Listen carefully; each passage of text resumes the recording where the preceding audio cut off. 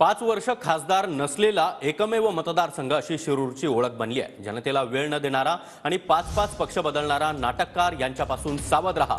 शिवाजीराव आढळराव पाटील यांनी अमोल कोल्हे यांच्यावर हे जोरदार टीकास्त्र डागलंय।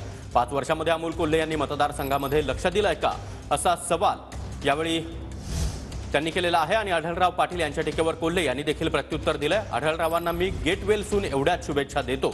आढळरावांकडे मुद्दे नाहीत म्हणून ते अशा गोष्टी बोलतात।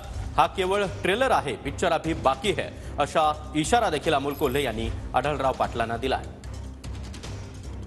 वचन दिली मी जनता दरबार घेणार प्रत्येक मतदारसंघामध्ये। वचन दिली मी गोरगरिबांसाठी उपलब्ध असणार, माझे इकडे कार्यालय तिकडे कार्यालय असणार। पण तुमचे सगळ्यांची निराशा झाली, आमची सगळ्यांची निराशा झाली की ह्या मतदारसंघाला गेल्या 5 वर्षात खासदारच नव्हता। भारतातला हा एकमेव मतदारसंघ असेल की हा मतदारसंघ खासदाराविना होता।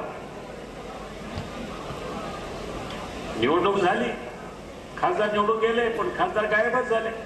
मला वाटतं कदाचित त्यांच्या समोर आरसा असेल, मी त्यांना एवढ्याच शुभेच्छा देईन की गेट वेल सून। वेडूपुड्या मारून विनाकारण टीका करणं, मुद्दे नाहीत त्यामुळे फक्त टीका करणं, खोटं बोल रेटून बोल अशी काहीतरी ही विधानं केली जात आहेत। त्यांचं वय पाहता मी त्यांना फक्त गेट वेल सून एवढ्या शुभेच्छा देईन की आदरणीय शरदचंद्रजी पवार साहेबांच्या कर्तृत्वाचं गारुड महाराष्ट्रावर एवढं मोठं आहे की हे फक्त तुम्हाला ट्रेलर बघायला मिळत आहेत। पिक्चर मी अजूनही सांगतोय, पिक्चर अभी बाकी आहे।